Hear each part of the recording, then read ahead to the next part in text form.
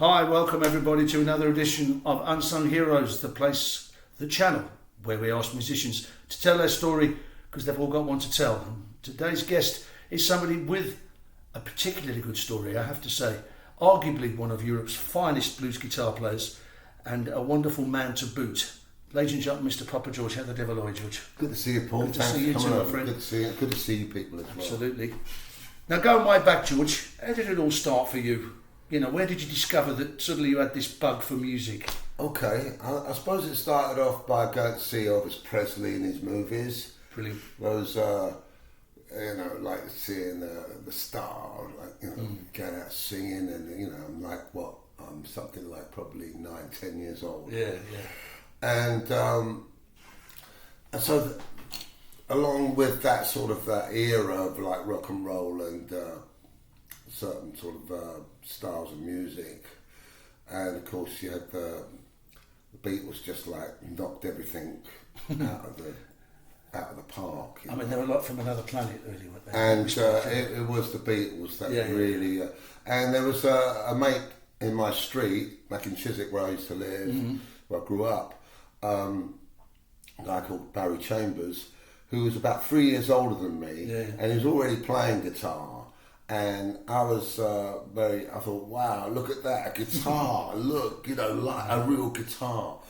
And so... Would this have been around the time of like when skiffle was taken off, or was it a bit later than that? A little bit later than that, yeah. Man, I mean, I remember Lonnie Donegan coming out with his, Rock Island Line and all that stuff. Line and Mild Man's a Dustman. Of course, Does your chewing gum lose its flavour on the bedpost overnight? So then there was Lonnie Donegan, and he was all like this, and I was...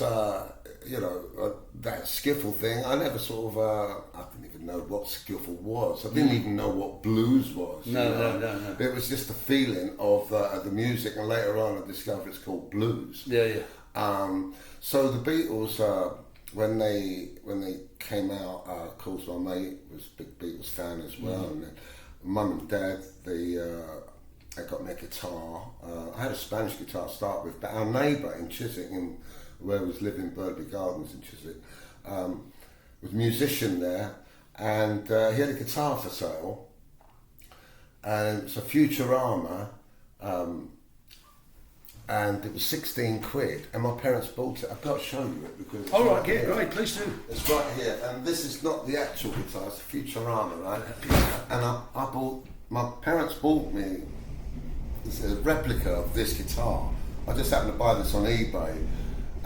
We paid 16 quid for ours, and then on eBay, some 50 years later or something, I bought one for 750 quid. This is why so many people invest in guitars, ladies and gentlemen. They are one of the few items. I mean, this was awesome. Yeah. This was awesome when I got this. I mean, and when I did buy this all those years later, suddenly all the memories came flooding back. I'm looking at every screw, every little thing, and suddenly I'm transported back. I can believe that. It was just so amazing. I know. And most of the time now, it lives in its case. And when I got it out today, because I thought, Paul's coming over, I've got to talk about stuff, and I got it out again, and I got hit with all that stuff again, So I don't see. So it's good to actually put it away. Yeah. If it's like outside all the time, I'll just get used to it. It'll just be another... guitar in the room. Yeah, so it's got more... When I get it out of the case, it's like, wow. It's got more memory value in that respect, hasn't it? Yeah. And on the one that I bought back in the day, I stripped all this vinyl stuff off and then rubbed it down, had natural wood. And a friend of mine who was in a little bit of trouble, and he needed something, so I said, look, why don't you take it and have a little, put your mind on something proper. Yeah, brilliant. And after that, when I saw him, some 20 years later or whatever it was, I said, what about that Futurama guitar? I wouldn't mind it back. I didn't actually give it to you. No, exactly. Yeah. And basically, I don't know where it is. So it went. What a shame. So when I saw that on eBay, I just had to get it. Absolutely. And so guitars and so my mate Barry down the road, we started. 12 bar. That I don't actually remember learning to finger the guitar. it just sort of happened, 12 bar, if it was in G, you had G, C, D, and if it was in C, C, F, G. It was just like Chuck Berry stuff, and that's what it was. The Beatles, as much as they were the reason for me to start playing, I could never really learn to play their songs. I don't know what it was. So we were doing things like the Chuck Berry Roll of the and, the 12 bars. And we formed bands, and we started, by the time I was 14, we were doing some wedding gigs, and and we played at also the British Oxygen company in Hammersmith, in the cellar bar there. And I'm 14 years old. The rest of the band, just a couple of years older than me. Sure. I went to Staveley Secondary Modern School, and the rest of the band were in the grammar school. Right. And so after a little while, they decided to disband, and then they reformed without me. Polite way of saying, we love you, George, but and one, you don't go to grammar school, and two, 2 years younger than us, because when you're 16, 2 years is a lifetime. I've been there, I know how that feels. And so but then as the like the years I was getting into songwriters, people like Cat Stevens, James Taylor. The acoustic thing, and Cat Stevens was a big name in my book, and people used to say I used to sound a bit like him when I sang "I'm being followed by a moon shadow." I was going, wow, Of course, he's playing at Hyde Park, not George. This was well worth playing at Hyde Park. This was on Famagusta Beach in Cyprus. There you go. Well, I was going to ask you about that, because just as a little offshoot, I have noticed. That there's a big blues scene in Greece. Yeah. And I haven't been invited. And that's shocking, quite frankly. Shocking. Sort it out. Yeah, get out there. People, this is your home man, get in there. Okay, you've done you've played in your school band, you've disbanded, you're learning how to write songs a bit later, picking up all these great guys that have influenced you, your James Taylors and your Cat Stevens. Yeah. How did the real essence of the blues style come about? Okay. It would have been Fleetwood Mac. Right. And I weren't, 16, 17, I weren't sort of into names so much like Eric Clapton or Peter Green. I knew people like Johnny Hooker, Muddy Waters, because I was buying their albums as well. Yeah. The real stuff. I was buying that stuff. And but when I heard Peter Green play, I remember the way it played, it sounded so sexy. And I don't know what it is about those notes he's playing, but they sound just really good. So I used to practice that sort of. On the B side, I can't remember, Jigsaw Puzzle Blues. I've never played the whole thing, but that do do do do do do do do. I love that. What's that? And then other licks. So of course, people like Rory Gallagher, Jimi Hendrix. I was going to say they all come in. And the thing that you mentioned Peter Green, and that's come up. He's come up several times in conversations I've had with various people so far on the channel. I'm sure. But the one thing I was always struck about with Peter Green was his tone was so unique, and so many other American blues players, the real blues players, all bowed their caps to him. They said this guy, he's got a black soul, and they meant that in the nicest possible way. Sure, And oddly enough, I've listened to your playing, I've listened to your singing. The same applies to you. Has done for a long time, in my opinion. You've got that. You understand it. That's why, as we'll come to a little later, because obviously there's constraints of time on these things. You've garnered the reputation and the awards and success you've had with it is because of that. So you've got Peter Green inspiring you, along with all the great bluesmen. Is that when you thought, I've got to play this stuff live? I've got to get a band and play this stuff? Or did it just become more organic than that? Yeah, it came around by a couple of gigs coming up. once I'd left school at 15, my dream was to sort of work on cars, as I was fascinated by American cars and hot rods and dragons. Yeah, yeah. When I went to work in a garage, it was nothing like that. It was just like rusty old bangers and greasy and dirty and cold. And I moved out of that. And I went out, my parents were Greeks. I come from a Greek Cypriot family. And they're very idealistic in, like, you learn a trade. Yeah, yeah. And you got to have something to fall back on. Yeah, all that stuff. And so I started to work as a shoe machinist. I started putting the uppers together. Anyway, I'll try and fast forward. I learnt that trade within about 3 years. So by the time I was 19, getting back to that acoustic thing, I wanted to get some lessons for picking, because I was strumming away, And so I met this musician who was giving lessons. His name's Jeff Stevenson, and he was a full-time professional musician. So I went around for an hour to have lessons, and then after the lessons, we'd be jamming, and he was like picking up on it, and so we would like, he goes, "Well, come and sit in with us on the gig. I'm doing a solo gig down in Hammersmith, whatever, at the Robin Hood restaurant." So I go in there and jam with him. Next thing, he's found this place in Beecham Place in Knightsbridge, a chain of restaurants. So it was called Bush and Tears, The Taming of the Shrew, but it was called Taming of the Stew. And the Fiddler's Three, and in that street there I met so many musicians that were playing in those restaurants, and we took the breaks at the same time. After the gig we'd go and sit in and jam. Next thing you know, I kind of getting up in the morning, I think, I can't be doing this anymore, in the day. I just cut, and one day the boss said to me, "You can't go home now, we've got all these orders." I said, "Look, I've got a gig tonight." He basically said, "Look, well, are you going to do that or are you going to do this?" I said, "I've got to go to my gig, sorry." So I really ought to shake his hand, because it really, that set I know me exactly on my where you're way. coming from, because I had exactly the same thing. I learned how to be a printer when I left school. It was a hot metal, what they call a hot metal comp. And I knew music was going to be my thing when the last exam I had for my City and Guilds, which I had to do, the guy said, "You've handed your paper in really quickly." I said, "I know, I've got to get off to a gig."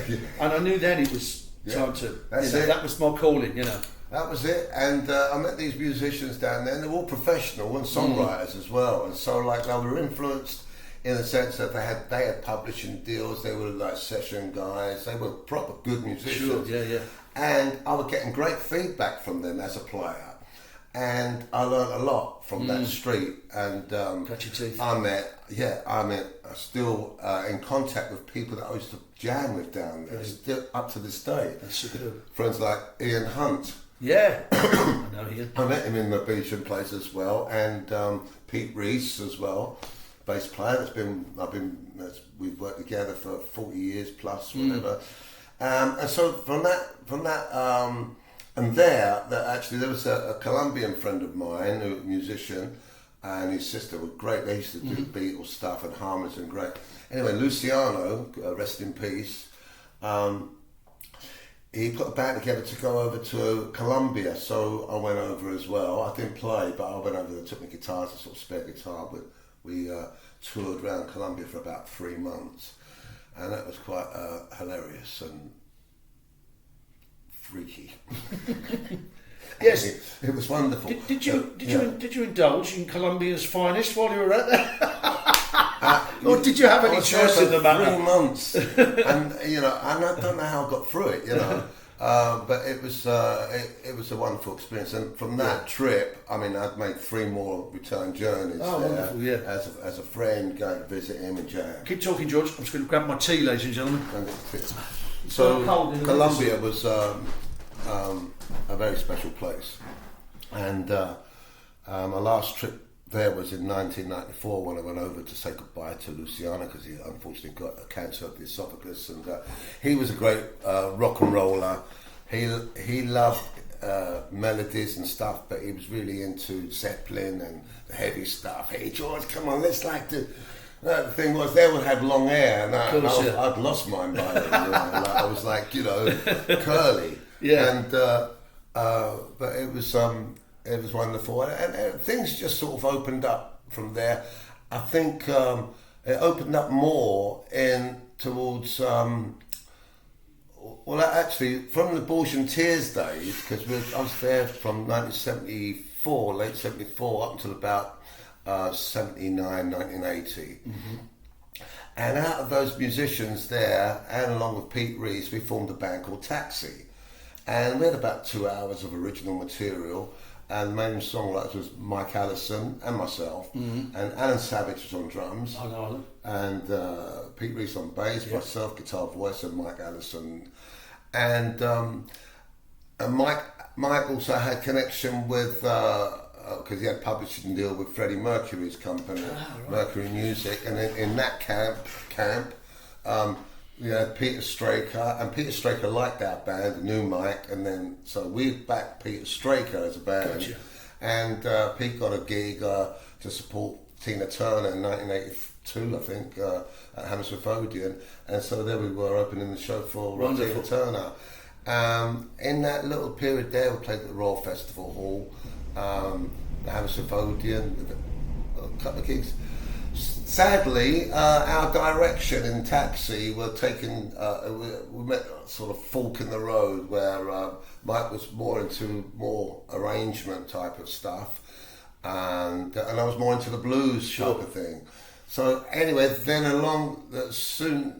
sometime later, and through Ian Hunt and Nigel Portman Smith, who used to come down to the Abortion Tears, they introduced me to Steve Simpson.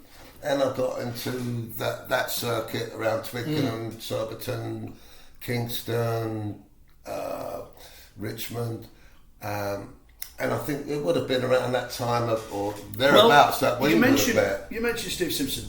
Yeah, around about. I know, bless him. Lovely man, and Steve actually wrote one of my all-time favourite songs. That I used to when I bought the album, the Meal Ticket album in 1977. I bought it in a record store in a department store. I bought the album. Yeah. There it was. Steve's on the front there. A song called Golden Girl. And every time I saw him, if I ran into him, if I was on a gig and he was there, I said, "Do Golden Girl for us," because I used to know all the words because it reminded me of a long lost love. That's another story. He around this time, probably we were unaware that I was closer to you in the circle than I realised, because 85 I worked. Steve had been in the band. He wasn't in it when I did it, but he was in a band with a guy called Tim Hinckley called Heart and Soul. Yeah. Well, Bob Tench was in that as well. Bobby Tench was the singer. Yeah. And there was originally Boz Burrell, but Steve was in it, and Kumar Harada did it as well. By the time I got round to it, because these guys were top players, as you can imagine, they're all shooting off somewhere. But the point I'm trying to make is our paths didn't cross, but the people we knew were kind of. I got that gig purely by chance, and I did about 2 months with them. We opened for Ray Charles at the Royal Festival Hall. Wow! And with Tim Hinckley fronting it, and me singing with two other girls, Lulu's sister and a girl from Gonzales, and we had a horn section and everything. Fantastic band. I've got to interrupt you at some point about because Ray Charles. To finish off that. No. I just wanted to show people how these things are linked. Well, that's part of the deal with that. That was a great thing about that sort of time, that era, like through the I suppose 70s, but like 80s, 90s, is that there was so much live music and mates. So much, you're in and out of different bands. You Friday night, need a guitar player, whatever, and you'd be, and it was just so much work. You just get in all the time. I mean, the Saturday night. If you're not working Saturday night, you're kidding. I know. But when you mentioned Ray Charles, suddenly my towards the end of my school days, like in the holidays and the weekends, I used to work at Hammersmith Odeon. Oh, right. Even though they had the movies, the James Bond thing, even Saturday morning pictures. But they also had the concerts there. Yeah, of course. So I'm selling programs and ice cream probably, right? At Aretha Franklin's gig. Oh, wow. Ray Charles, fantastic. Tom Jones, Booker T and the MGs. Oh man, stop it now. Sam and Dave, Percy Sledge, the American Folk Blues Festival. I saw all that stuff with Sunhouse playing there on stage, right, with his shiny guitar, his National. And I'm looking at, and I've already been playing a few years, and I already felt the blues, the feeling for it. And of course, these guys back then were in their prime, okay? Absolutely. I say in their prime, I mean, like 1967. Yeah. Right? Yeah. 1967. And of course, they're kind of like my dad's age, right? Yeah. And I'm thinking, wow, these guys, like, they sound so cool. Yeah. And they're playing, like, you know, like, stuff that these are like men, proper men. Yeah. You know? And they've lived. And so the American Folk Blues Fest was on for a week, and I was there every night. Yeah, that's just wonderful. And seeing Tina Turner rehearsing on stage, all that. So I'm like 14, 15 years old, and I'm seeing all these arts of Ray Charles, like. You know. I've got to tell the people that they have a little bit of fun every week with this. Every time I do one of these, I talk about the name drop bin. You know, I've mentioned it several times, people. And the last one I did, I said we filled up 2. I think with George, I'm going to end up filling up 3 because just those names alone. And look, I mean, you know, there's a life here. Look at this. I was ordering these 1963 December. The first 5. This is the 5th edition. The first 4 got ripped up and put on my bedroom wall. You know, the pictures. You know. Well, I'm 10 years old, right? Yeah. And I kept it going up until about 1965. Yeah. Oh, it's actually like they're out of order a little bit here, a bit like me. And I stopped at some point. I don't know, but this was the band for me, man. You know, like, and the thing that blows me away, of course, is the rest that goes up to number 38. That's what I got to number 4. Yeah, and it just blows me away that their music and adoration for them, not for everybody, sure, you know, but you cannot deny the fact of the standard of song, the songwriting, the tunes, the melodies, there's so many ranges, such a wide spectrum of styles in their music, and they really, and I'm so buzzed out that I was just a kid, and now they're still around, you know. I was 4 years old when I saw Hard Day's Night. No, I saw them playing. I don't think it was the London Palladium performance that was the Raw Variety. I think they played it separately to that. Yeah. I do vaguely remember. The movie was at the London Palladium. Yeah. And I'm 4, and I remember sitting on a rolled up carpet in the living room on a little black and white telly, and there's John singing, "It's been a hard," and I'm going, yeah. At 4 years old, yeah. It's never gone away, guys. Yeah. I'm like George, you know. That's right. That, for me, it's that today's classical music, you know. John Lennon, hello. They colour all the music we love because the roots of what they did, as you know, is rooted in rhythm. I mean, it's but it's rhythm and blues. Yeah. You know, they were in Liverpool getting rare records from sailors, and they'd learn them and play them at the cavern. Yeah. You know, and you know that's what it was. Hard work, man. Yeah. Going out there, knocking them out, you know, and 5-hour sets they used to do in Munich, you know, or in Hamburg. I actually, when Pete and I used to, with Steve, we used to go to Norway, and I think it was around about 1987, and we'd do a month stint in a bar, and with a digs right next to it, sure, so, and we're doing 6 nights a week, 4 sets a night, 4 45-minute sets, 6 nights a week for a month, and that tightens you up. Doesn't it just? You know, I wouldn't want to do that now. You know, I don't think we're capable of doing it now. Nice thought, but you know, you've got this band you're working with in Knightsbridge. You've had these luminaries. You've had Freddie Mercury get up and jam you with you. I mean, you know, that's just phenomenal, man. You know. Well, yeah. And a nice guy. Lovely guy. Yeah. Lovely guy. Very softly spoken. Very polite. Very he's not that. You know, on stage he just commands, right? Of course, and you imagine that he's like that off stage, but he's not. He's very quiet. I've seen interviews with him, and he's a bit cheeky. I know. But I met him several times, and he was very, very nice. And he used to come to our taxi gigs in Earl's Court when we used to play at the Duke of Richmond, I think it was called.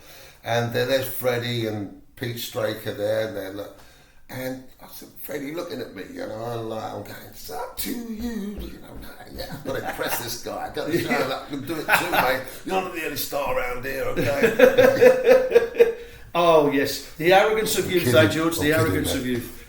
If only we hung on to that, you know, rather than the self-doubt and hours of paranoia. That's another story. But you know what? I tell you, the thing is that when you're so much younger, and then people are giving you good feedback, you know, hey man, you know, really like where you play, whatever, and when you're like sort of 21, 22, 23, and falling back, and you want to get a record deal, you know, you want to get a record deal, you write songs, you record in, you sending them tapes out, and cassettes, reel to reel, whatever it is, and as the years go by, you know, because you want to make it, you want to make a lot of money, you want a big car, you want a big house, you want to be a star, you know what I mean, you want to be successful, of course, you know, but as the years go by, you realise that you're playing because of the love of playing. Absolutely, yeah. And the vibe of that that feeling of playing. Because you can sit in a home surrounded by beautiful things as you are here, but there's no, you know, and somebody can say you're number one in America. Oh, great, yeah, fantastic. But because I sing, you sing and play, when you get up in front of people. And that special relationship you have with an audience. Yeah. There's nothing like can beat that. Nothing like it. You know, for all of the things you could have, as nice as they are, they don't replace that feeling you get from that moment. You know. And funny enough, the other night, just recently, I've had a few gigs and stuff, and I've really enjoyed them. I don't gig as often like I used to, like with most of us, right? Okay. But the ones when you do gig now, you look forward to them. You like, it's like, I suppose if you're doing like 4 or 5 nights in a row, you're doing maybe 20 gigs a month for years, or between 12 and 18. Well, you're busy. You tend to sort of get a bit too, I'm gigging tonight, but now it's like sort of... it's an event. Yeah, it is. Yeah. And I have a great gig, and it's gone. And your next gig, you've got to do it again. Yeah. You know, you've got to pull the rabbit out of the hat. You know, somehow. But it's in our nature now, just to sort of do that. But it's good to have that apprehension before you play. You know that. You never get comfortable. I don't think you should ever get comfortable. No. You know, I mean, I certainly don't. The day you get complacent is the day you should give it up, you know, because if you don't feel as though you can deliver, then you're not only just letting the people down, you're letting yourself down, you know. That's the real thing. You give it. I always use the adage, George, and I'm sure the same applies to you. I don't care whether there's 10 or 10,000, I'm going to get my best show. Exactly. You know. Exactly. Okay. I want to move on to how we get to suddenly you thinking, I want to get the Papa George band together. It's got to be about me now. I'm down with the blues now. I've got this in me. I'm writing songs. I want a kick-ass band. You know, well, let's get it together. When would you say that really started? Okay, well that period of time I spoke earlier on about meeting people like Steve Simpson, Willie Finneson, and around that area of stuff. So Steve and I found ourselves forming a Monday band, okay? It started off whatever, but it formed into a band with we were a 5-piece with a saxophone player, Ralph Ogunby. There was Pete Hewish, sadly passed, on drums, Pete Reese on bass. Originally it was Nigel Portman Smith, right? And Steve. So the Monday band. Basically, getting to the Papa George band, what happened was Steve, you know, being the musician he is, you know, he's on demand, you know, of course, with. So he would be off on tour, whatever. So suddenly the Monday band, or what started as a 5-piece, it ended up as a 4-piece. So when Steve was away, it was a 3-piece, right? And it's not the Monday band anymore. So I called it the Papa George Band. The Papa bit came from my surname. Of course, yeah. My surname is, I come, as I said earlier on, Greek Cypriot parents, and my surname being Papa Nicola.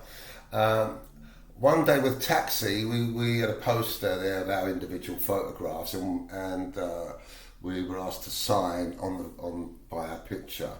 So I just spontaneously signed Papa George. Brilliant. I weren't going to write George Papa Nicola, I just went Papa George, and that's when it stuck there. Gotcha. So when the Monday Band, when Steve was away, became the Papa George Band, and that was basically, and I was very comfortable with that, and there was Pete Hewish was in that. Then along came Smash O'Neill on drums, along with Pete and myself, and so that sort of basically that's sort of how the Papa George Band started. Gotcha. You know?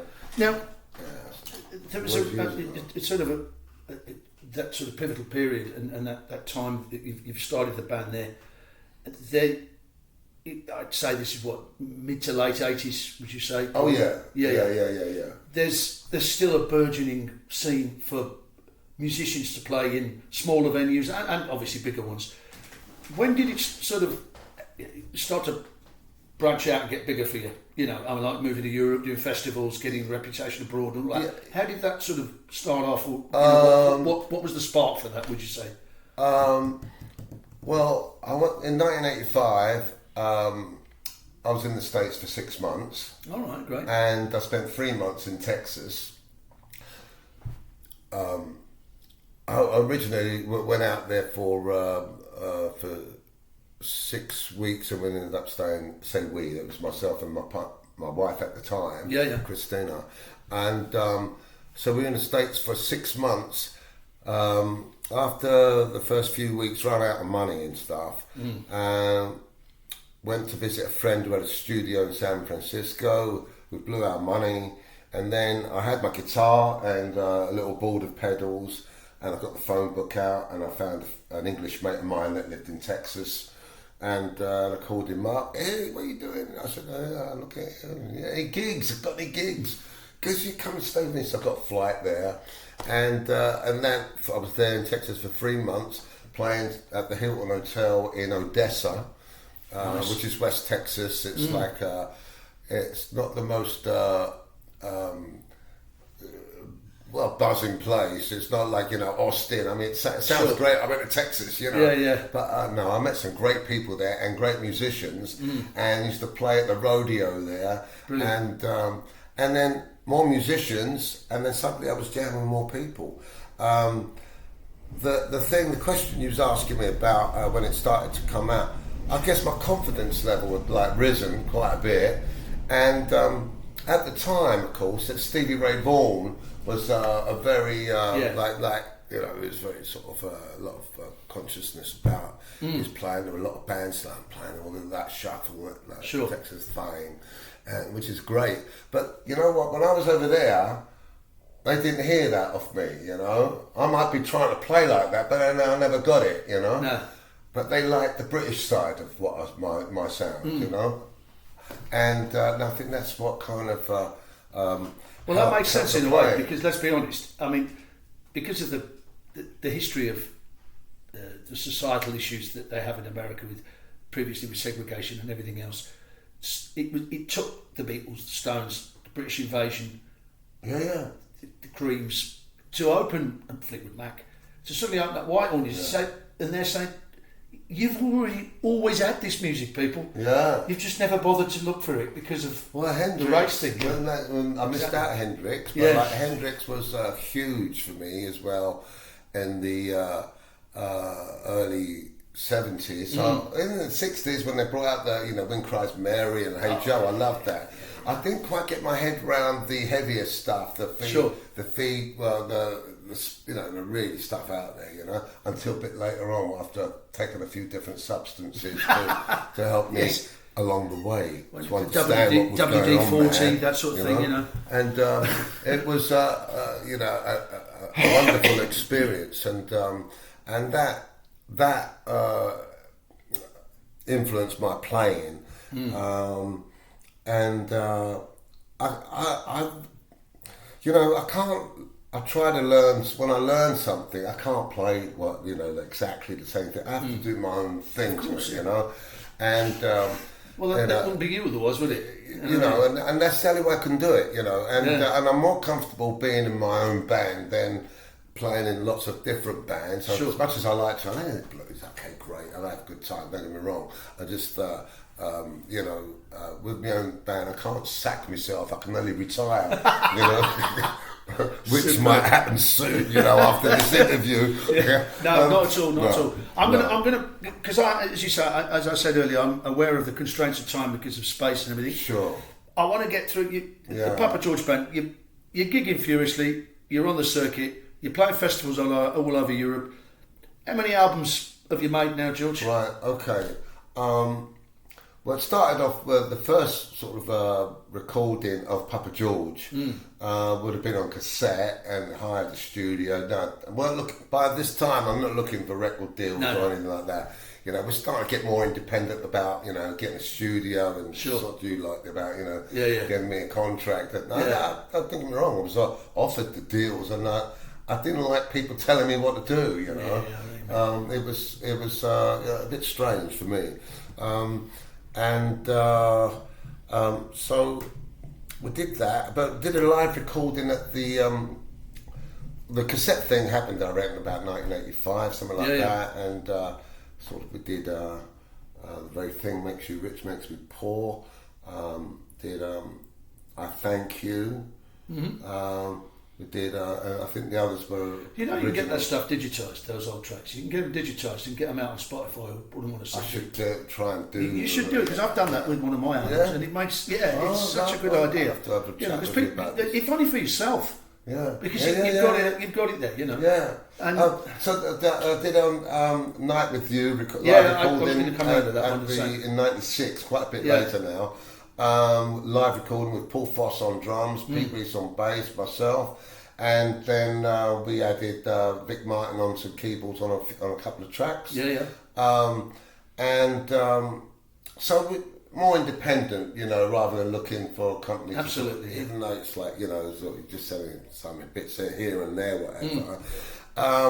And it takes me quite a while before I do another recording. I think it might have been down at the station. Yeah, that's the one I was going to mention. I've recorded at Roger Cotton's studio. Absolutely, you know. In 2004. That was like the Muscle Shoals of Kent, wasn't it? Yeah, wonderful. And that was Sam Kelly on drums. Yeah. Pete Stroud on bass. Yeah. Guest artists on there, Val Cowell from Bad Influence, Marcus Malone doing backing vocals. Roger, I think, might have done some keys. I think that when I was pumping those out, that helped get the festival working, you know, and I used to tour with Ian Hunt actually in Germany in 1978. I'm going backwards a little bit here, but you know, because it's such a long journey. I know it is, and it's a lot of years there, and so we go out as a duo, and it was like under Ian's name. Previously, Ian would go out and work with Jerry Lochran. I don't know if you're familiar with Jerry Lochran. It sadly passed, only 42 years old. Back in 1983, I think we did a benefit gig for him at the Half Moon in Putney back then, so it would be Jerry Lochran and then his side man be Ian Hunt, and then Ian got his name sort of there, they liked Ian, and then Ian would get booked, and then Ian would ask me to go along with him on the tour. And it built from there. Yeah, from there. And then we all made the connection. Talking of Europe, I wanted to bring up a rather nice moment for you, is that you mentioned the Down at the Station album. There's a track on there called Blackjack. And I read in your bio that won an award, didn't it? What was it? It was the International Songwriting Competition. Yeah. And Anne, my late partner, Anne Marshall, God bless her, she was hugely responsible for putting the biographies together. When we first started, when we first met, you know, apart from being into each other, and as she got to learn about me as a musician, goes, come on, this like, well, so what did you do between this time and that time? Of course, yeah. Like you're asking me. Yeah. And she'd be writing it down. And then, so basically, she would put a profile together and then she would punt it out to certain agents or festivals and made me look like I knew what I was doing. Yeah. Well, you know, I mean, that's what it's all about, really. She did a huge amount of work. And she was organised, and she would like develop the mailing list, and to be, you know, it was constant work. She would put out monthly newsletter, what was coming up. Yeah. Every month. I know. And she'd say, okay, so what's coming up? Let's put the next month's news. And I go, oh no, do we have to? It's just, come on, let's do it. And then I look in the book. Oh yeah, I got this gig coming up, that gig, and then what? Oh, and then she would make it, you know.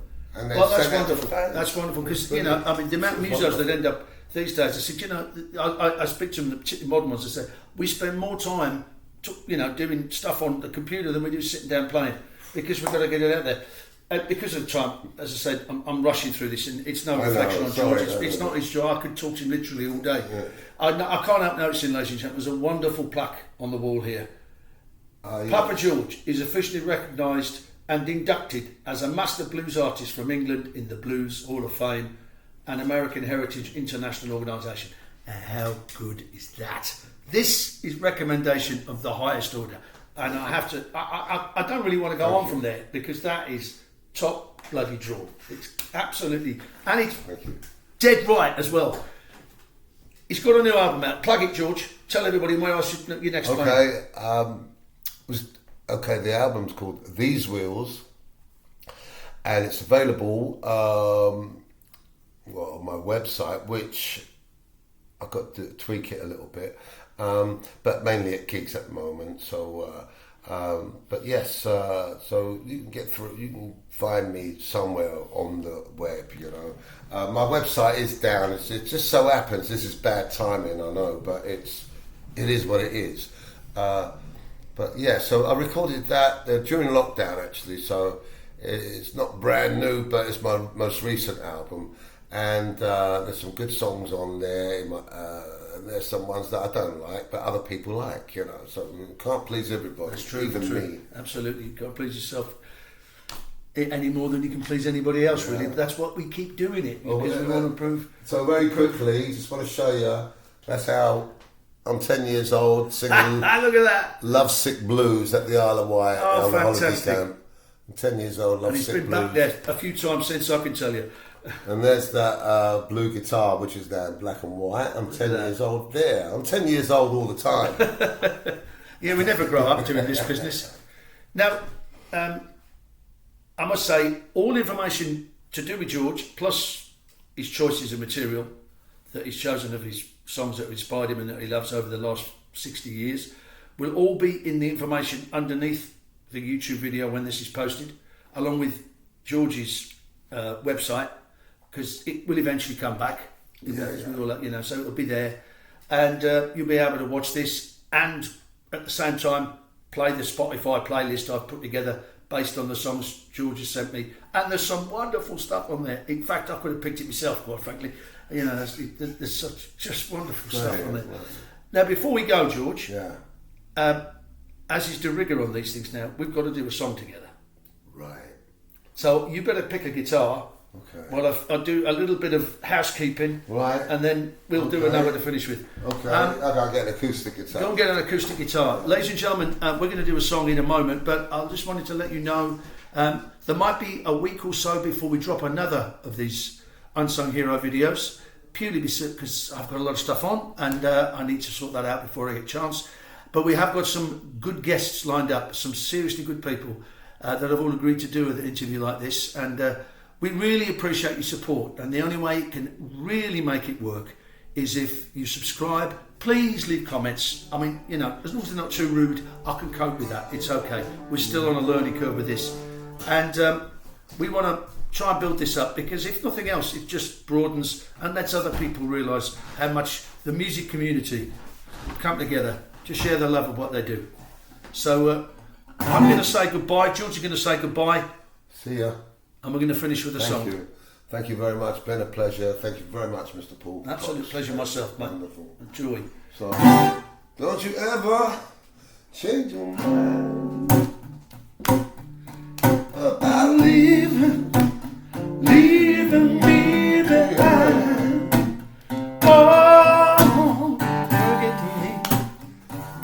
me, your sweet love.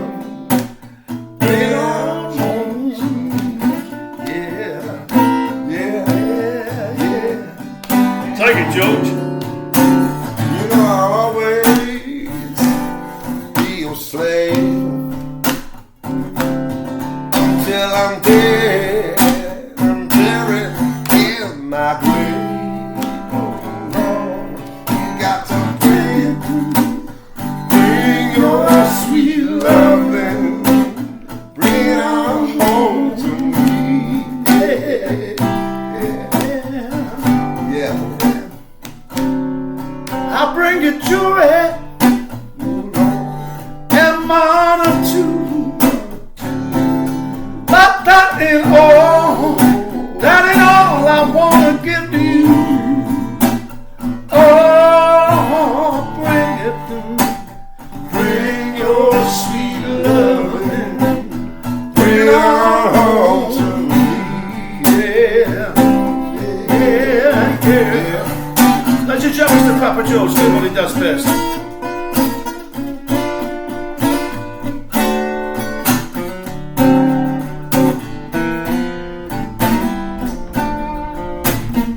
Yeah, come on,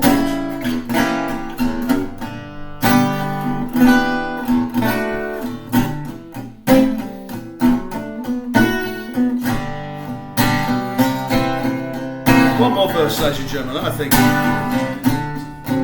if you ever change your mind about leaving me behind, oh, bring it to me, bring your sweet loving, bring it on home to me, yeah.